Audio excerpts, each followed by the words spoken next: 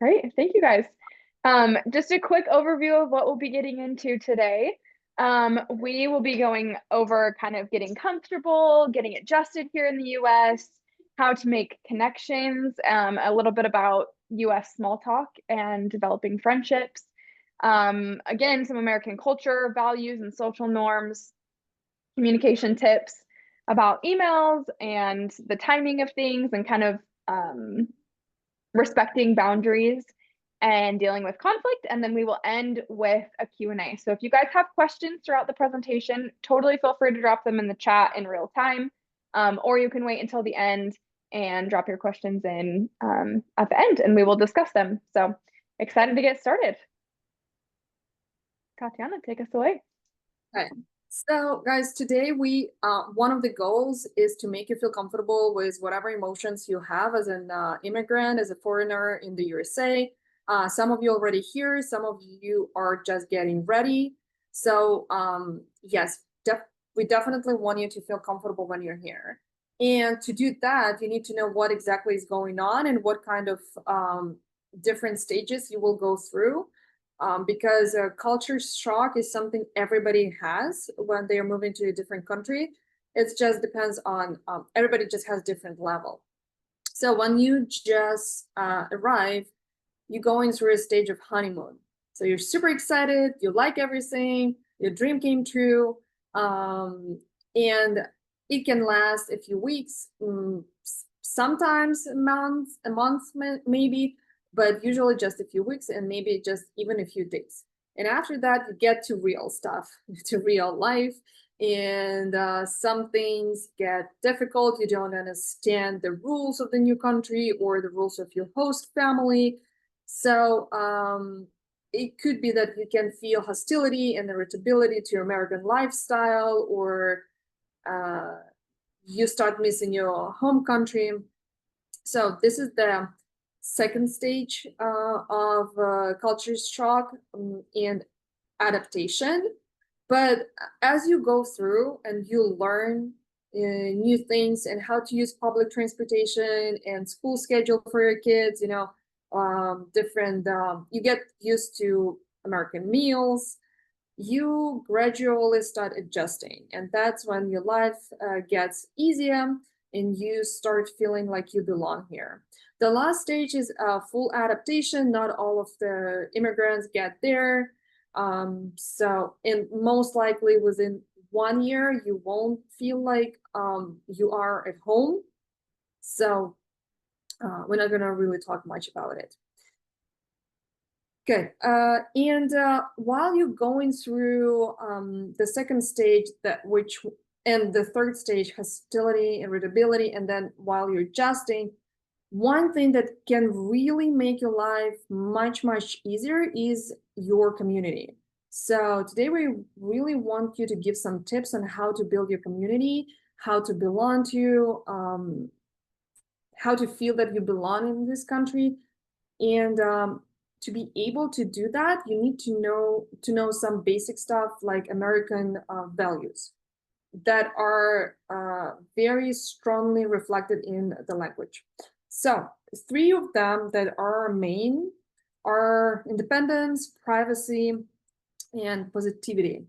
So when you are offering help or asking for help or inviting somebody somewhere, especially like American people, you need to remember that they are very independent, and the way you address should reflect that you respect that independence. For example, instead of inviting to coffee and saying something like, "Hey, let's have some coffee," or "Have some coffee with me," right? Instead of that, you can use a question like, "How do you feel about coffee?" Or "Do you want to grab some coffee on weekend?"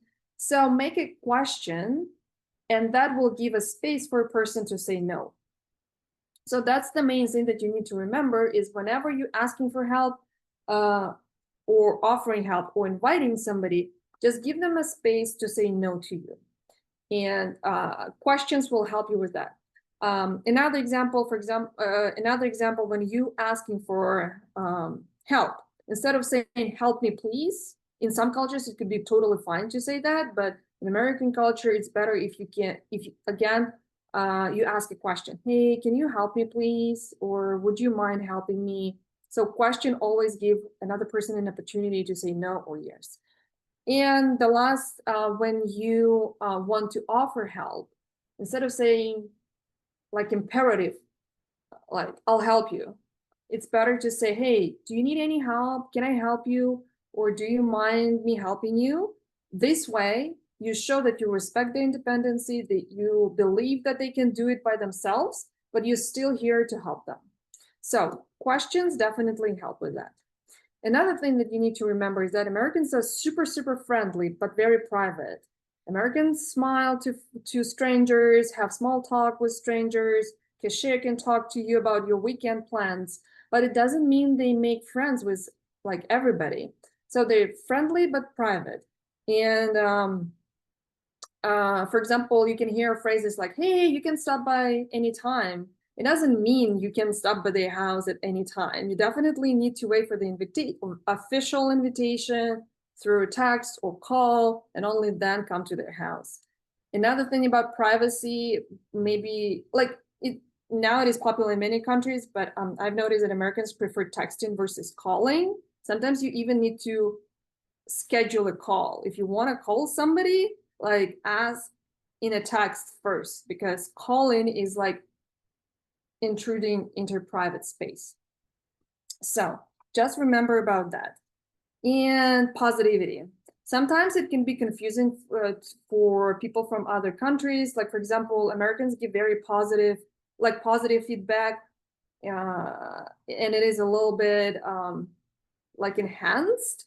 But the negative feedback, sometimes immigrants don't read the message, because Americans use a lot of softeners, like a little bit or just a touch. For example, you can hear something like, oh, it would be nice if you could do something, or it would be great if you could use a little bit less of something, right? And you're like, yeah, it doesn't sound like a problem, so you don't read this message, you don't think that it is a problem, but actually it is a problem. So for foreigners, just remove all those softness, like a little bit, or it could be nice, just remove that, and then you will see the message that you need to, the true message. Like it will, you need to, for example, they can say, it would be nice if you could wash dishes after dinner. So remove all the softeners. Basically, you need to wash the dishes after dinner. Okay, so just consider that. And another thing is that you need to have this can-do attitude. For example, if your host family asks you for something, don't just say, oh, I can't do that, or I don't know how to do that, or something like, I don't understand you, right? Instead of that, you can say something more positive, like, oh, I think I will need a little bit more time to do that, or can I do it later? I'm really busy right now. Or instead of saying, I don't understand what you're saying, you can ask, can you please speak a little bit slower? It is a little bit, yeah, you use these softeners like a little bit, it's a little bit too difficult for me to understand you. Something like that. So that's how you can keep your language positive and adapt to American culture. Okay, one more, I think this is the last thing that I wanted to mention. Politeness, right? Always say please and thank you. In some cultures, for example, when you order coffee, people wait for their coffee to arrive before they say thank you. Here in the USA, we usually thank right away. So for example, can I have a latte, please? Thank you, right away. You will definitely practice a lot of small talk. Everybody gonna talk to you in a supermarket, on a street, everywhere, in a bar. So definitely don't be shy and start the conversation with small talk. And to keep that small talk going, to keep that conversation going, instead of giving short answers like, yes, no, yes, I like it here, no, I don't like it here, just tell a little story, why you like it here, what exactly you like about America. So just give short stories, like extended answers, give some details that you feel comfortable sharing, right? And also open questions will help to keep the conversation going. Instead of asking something like, I don't know, do you speak another language? Yes, no. Instead of that, you can ask, would you like to learn another language? Have you ever tried to learn another language? So that another person can give you an extended answer as well. So that's how your conversation will keep going. And definitely avoid talking about politics, religion, and money. Never ask how much is your rent, how much is your car, but you definitely can talk about weather, sports, plans, some news maybe, stuff like that. So I hope that will help you to adapt here and make a lot of friends and establish good communication with your host family. Thank you. All right. So kind of continuing to talk about communication, especially in making friends when you're here in the US. I work with so many au pairs, and that's like the number one block. It's like, oh, I'm having trouble making friends. So some ideas for you. When I moved into a new city and I found it difficult to make friends, I searched volunteer opportunities. And I don't know if you have familiarity in your country using Craigslist, but Craigslist always has volunteer opportunities. And that was a great way to meet new friends. There are a lot of au pairs that also use Bumble to find friends. I've talked to a lot of people that have had success using that. And when you are inviting your new friends to go and do something, like Tatiana said, form a question instead of saying, hey, coffee, 6 p.m. this time. Think of something that you really want to do. Let's say you have Saturday off and there's a baseball game and you've always wanted to go see a baseball game. Like, think of the details and then give that as an option to your new friend. Hey, there's this baseball game at 6 p.m. on Saturday night. I'm going to get some food and then go. Would you like to come with me? Americans also really like schedules and details. So I like to know like when, where, like, so I can plan in my head, how long would it take me to get there? Like, how long of a time commitment is it? So invite others to do things that you're already wanting to do. Also, say yes. So many opportunities come by you just saying yes to the universe, saying yes to people's invitations. Maybe it's something that isn't even of interest to you, but maybe if you say yes to doing this, you're going to meet more people. So saying yes is definitely a part of your au pair experience here in the US. You have 1 year, make the most of it, say yes to things, and then you'll stumble upon new opportunities as well. And follow up kindly. So follow up meaning after you do something with someone, it's always nice. Let's say you do say yes and you go to that baseball game and you have a lovely time with your friend. Memories can be bonded even more if you share a good memory the day after. Like, if I have a really nice experience with someone, the next day I'll be like, oh my gosh, it was so fun, like getting ice cream with you. Like, we have to do it again. Something like that to keep that friendship building, to foster that connection.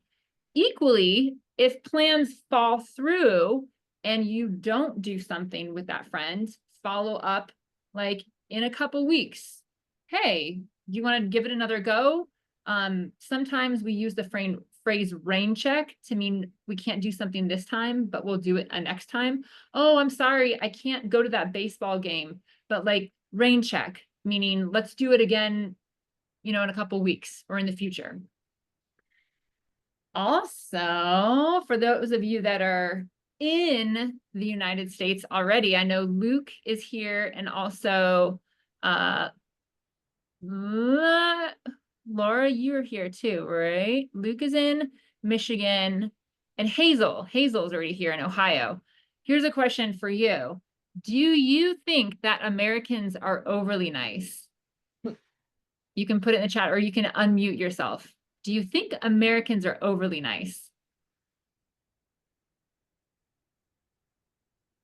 For those of you in the US.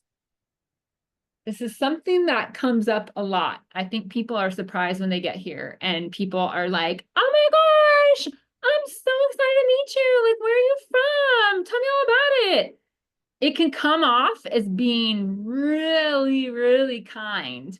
And like Tatiana said, you might feel like, wow, they really are enthusiastic about our friendship and they want to be my best friend. And then maybe you don't hear from them for 2 weeks and you're like, what? Wait, they were so nice. Our communication style is very nice. It's very smiley, like Sienna is saying. It's very bubbly. So not only are we going to treat you like that, we kind of expect a little of that in return. I know I've had interactions with people from other countries and they don't have that same zealousness, that same bubble or smile. And I think, oh my gosh, like rude, or like they don't like me. And it's just because of the cultural difference. So you'll notice Americans, very nice. Which can sometimes, like I just mentioned, feel like a new best friend. So that translates also to our communication on digital platforms. If I am writing an email to someone, I won't go into the email by saying the point of what I want to say. If I need to schedule a meeting with you tomorrow at 2 p.m. to talk about work, I'm not going to say, hello, let's meet tomorrow at 2 p.m. to talk about work. Here's an example. I would start by saying an introduction. Hello, Luke.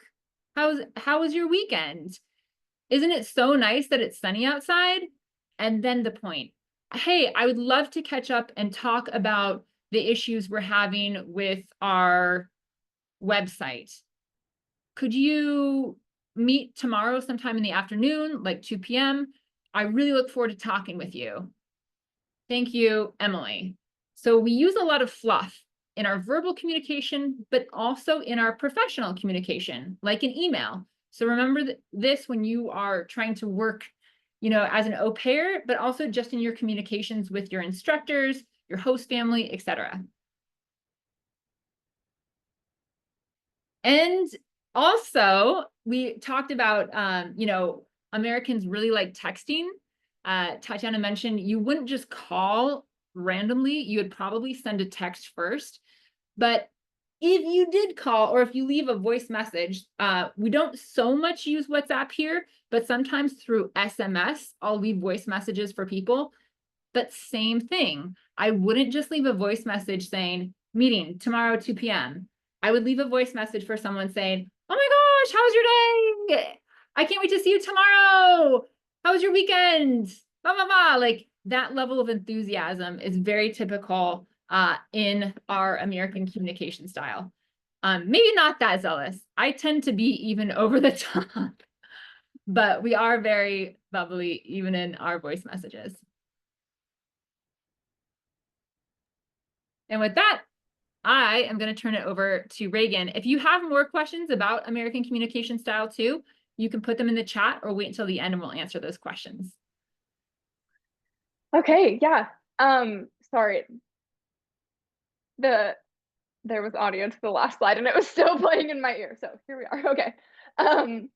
Great. Well, the communication translates directly into conflict resolution. I mean, unfortunately, it's just the reality of real life. Whether you're in your home country or in the US, conflict is going to arise, right? And having the communication skills to kind of like manage it and understand it can make a world of difference. So, for example, time management, that can be a really big preventative measure of conflict arising with your host family, especially, but also with things like getting your credits in the US and taking the courses that you need to take for your visa status and things like that. So time management is something to be very aware of in avoiding conflict, and also just in managing it, or in managing conflict. And then giving and receiving feedback. This Tatiana and Emily both kind of touched on, but a lot of times in the US, when we give feedback, it is in what we call a compliment sandwich. So a lot of times we'll start with a positive note and we'll say, hey, great job doing this. We really appreciate this. And then we'll put in the little note of feedback like, but it would be awesome if you could change this little thing. And then we'll end with, but thanks again for all your help. So sometimes it's hard to understand what it is exactly that we're looking for, where that feedback is. So if you're not understanding that or following that, just have an open conversation with your host family and say, hey, that's not really working for me. I think you're trying to give me feedback right now, but all I'm hearing is a compliment. So can you help me understand what it is that I really need to fix, or what the feedback is that you're giving me here? So just be open in receiving feedback, and also be open to giving feedback. If you're struggling with something that you feel like you need to talk with your host family about or your agency about, you totally can give feedback in that scenario as well. And then just a quick difference on pestering versus persistence in solving conflict is kind of that boundary piece. So understanding where the problem is. So for example, in our courses, our instructors work Monday through Friday. So if one of our students has a question and they send it at 8 p.m. on a Friday evening, they're not going to hear back from their instructor until Monday at the earliest. So pestering would be sending an email at Friday at 8 p.m. and on Saturday at noon and on Sunday at 8 a.m. saying, hey, have you done this? Like, can you answer me?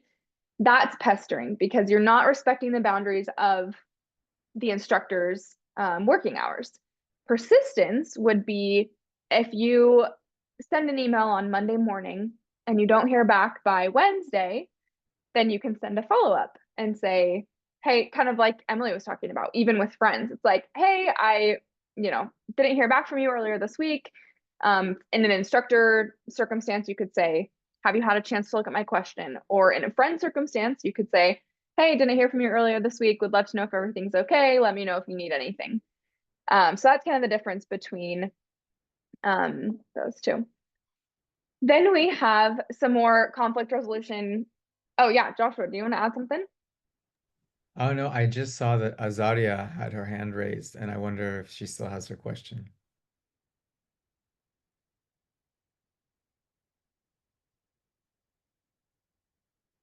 Did somebody else have a question? I mean, we'll do questions at the end too, but okay, I'll just keep going then. To reduce the tensions, again, these are just a couple of tips about conflict resolution, but very specific things. So if you're running late to something, communicate with your host family. They will be very appreciative of that, and it will, yeah, just help ease the tension, right? If other things arise. When something goes wrong, be honest about it. So if you have a problem with something, either with your agency or with your host family, if something is going wrong, it's best to talk about it and put it out in the open, even if it's uncomfortable, so that this underlying tension doesn't just build and build and build. And then the last thing, we've talked about this multiple times throughout this presentation, but just ask for help if you need it. We're like Emily said, we're overly nice here in America. We want you guys to have the best experience you can. We'll be polite about it and be so excited to give you guys the help if you need it. All right, so we are moving on to the Ask Us section. I know that we're at time, so if anybody needs to jump off, feel free. Will someone drop the info@ email into the chat? Because if anyone needs to go, you can always email us at info@aupairclasses.org. And a member of our team will address your questions there. Otherwise, if you have time to stay on, let's get to the questions in the chat. Let's see, did any of them jump out? I don't know if the team was monitoring that. There was Oh yeah, sorry. What are the formal and informal greetings in the US? Which do I use when I greet my au pair family? That's so good. If you were greeting your au pair family for the first time, I would avoid using hey, which is super informal. One time I was working at a job and I used hey, H-E-Y, in an email, and I got reprimanded that was way too casual. Hey is like with friends. So I would say hello or hi, nice to meet you. Insert their name. if you wanted to be super formal, you could say Mr. Smith or Mrs. and then use their last name. But I would think that your host family would probably want to be addressed by their first name. But yeah, hello. That's more formal. Hi and hey are less formal. If you were talking to your friends, then hey, how's it going? Hey, what's up? Yeah, That's those very. those are great examples. I also just realized I want to get the code up for anyone that needs to jump as well, but continue to ask questions. If anybody has more questions, you can unmute or you can drop them in the chat. But I just wanted to go through these last couple of slides really quick too. So sign up for the APW newsletter if you have not already. This will let you know about all of our upcoming courses, about any kind of like au pair current event things going on. And then last but not least, our thank you to us, or our thank you to you, not to us. Thank you for joining us, is what I'm trying to say. You can use code START25 for $25 off any of our courses. And sorry, that date should be updated. It expires in 1 month. So you have until August 17th to use this coupon code. So there is that. Any other questions? If there's none, we can wrap up. But again, thank you guys for joining us. And we hope to see you at one of our courses soon.